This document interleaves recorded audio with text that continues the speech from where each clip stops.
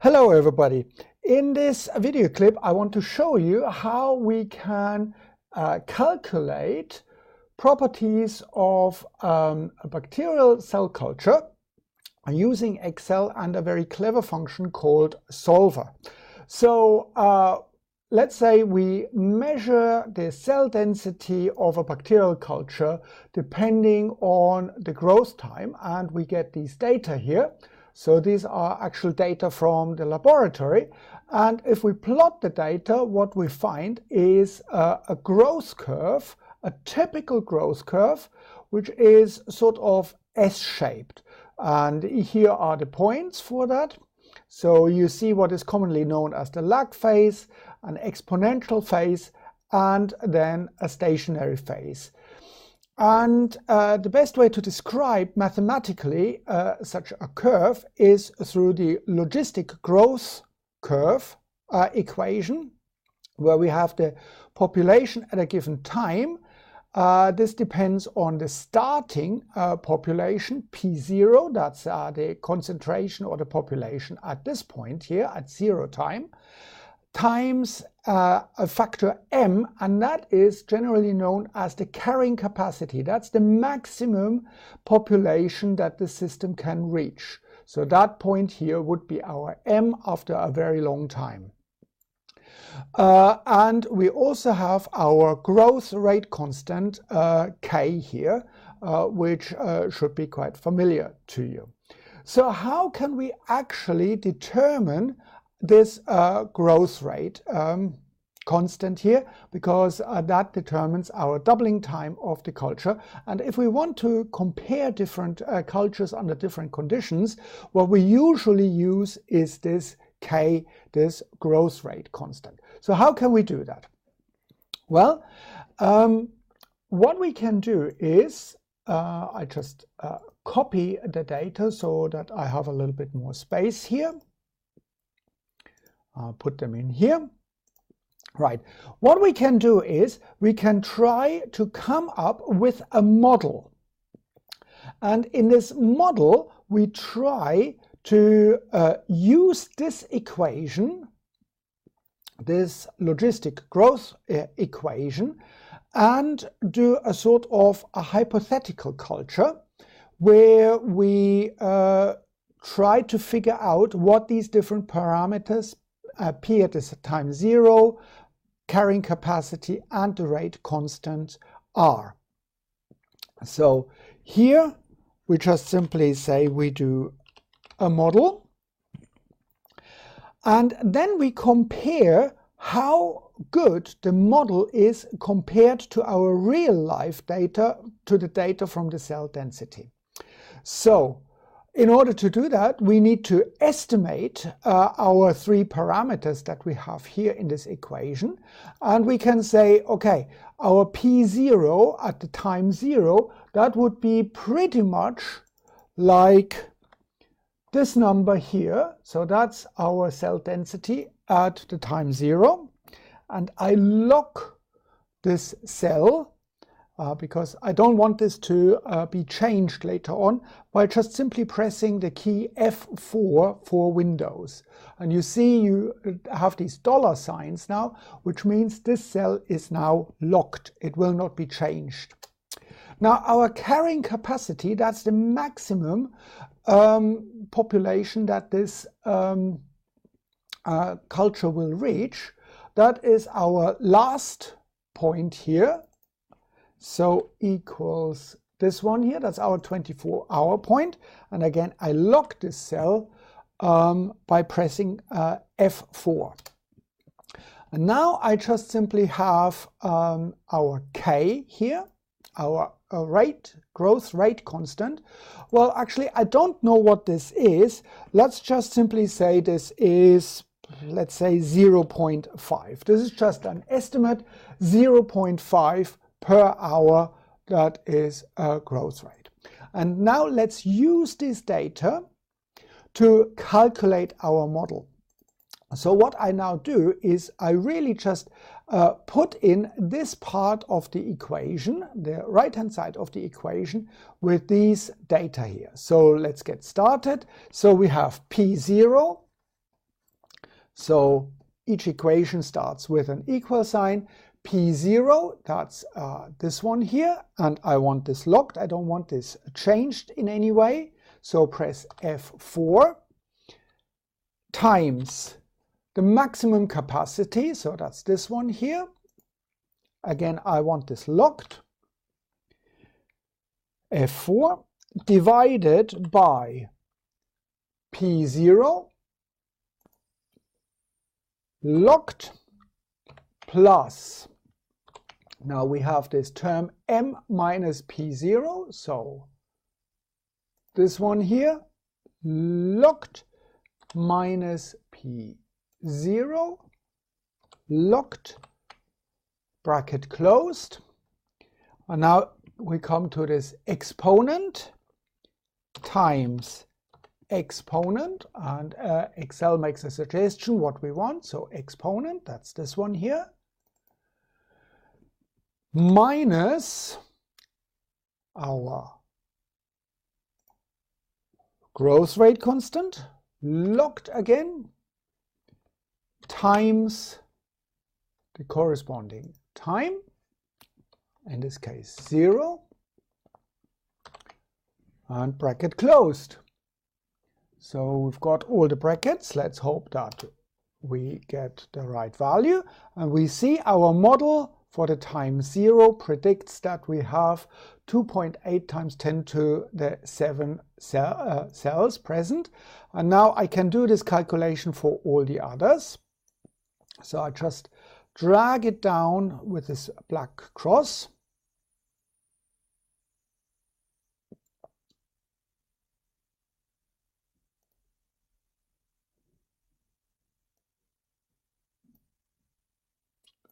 Hang on, that looks like I have made a mistake somewhere.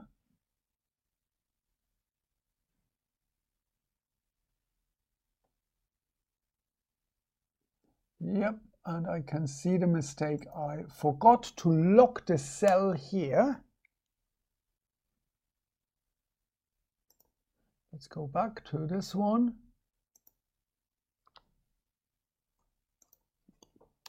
Let's try this. This is what happens when you forget to lock the cell, then it changes it.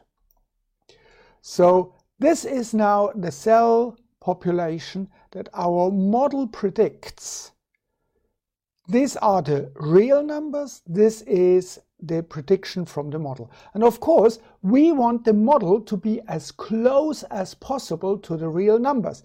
So what we can do is now we can calculate the square of the differences between the model and our cell density. So equals this cell density minus what we've calculated in our model, and we square that because that makes sure that we capture everything if the model is larger or smaller than the cell density. So here obviously the difference is 0. And now let's do all of it. So that looks quite nice. And these are the square of the differences. What we can do now is we can say, right, what we want effectively is not for each position to find out what is the difference.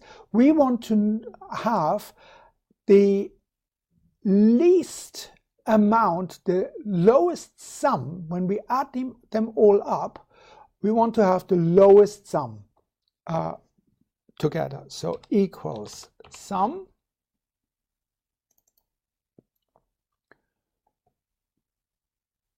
of these data.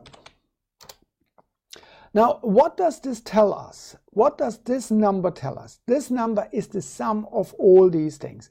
Ideally, if there is no difference between our calculated model and the true cell density, this sum would be 0 because the differences would all be 0. So what we want really is we want this number to be as low as possible.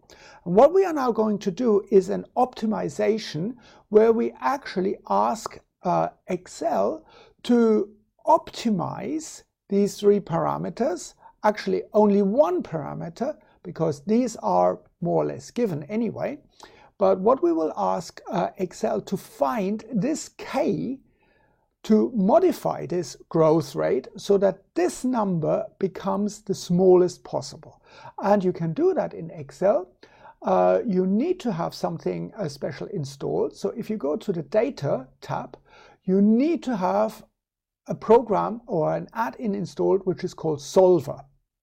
And how you install this solver, you can easily find out through a lot of YouTube video clips. So if you click this solver, it comes up with a new window, and it will ask us what cell we want to set. So we set this cell here, where we've calculated our sum, and we say we want this actually to be as small as possible. Because the smaller the sum here, the smaller the difference between the model and the real data.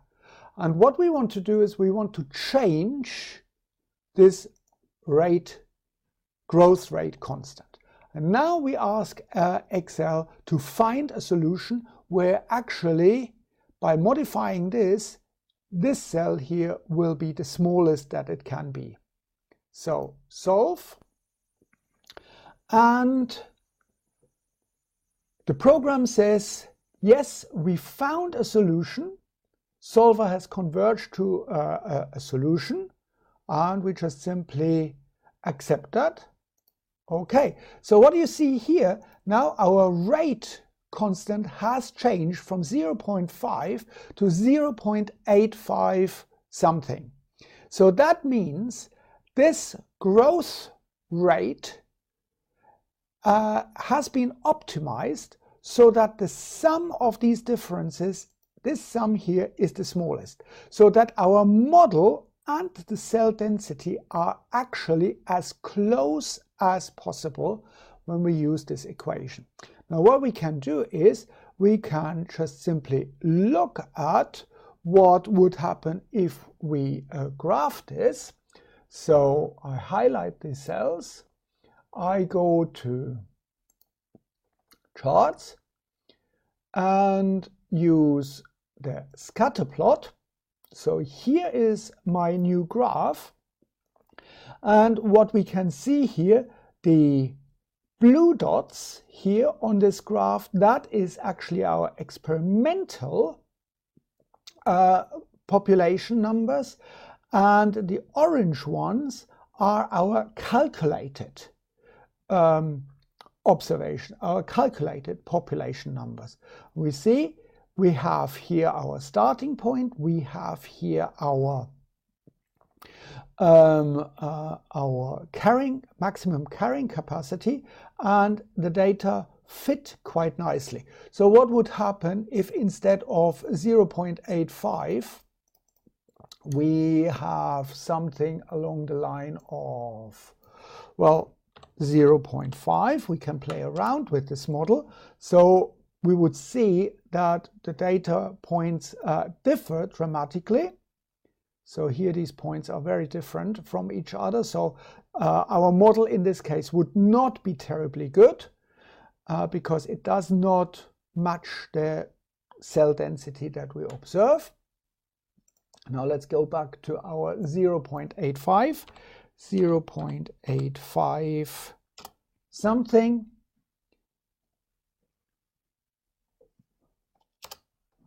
And what we see again is a fairly close match, which is very nice. And as I said, this is a very good calculation for our growth rate constant. So I hope this makes sense, and thank you very much for watching.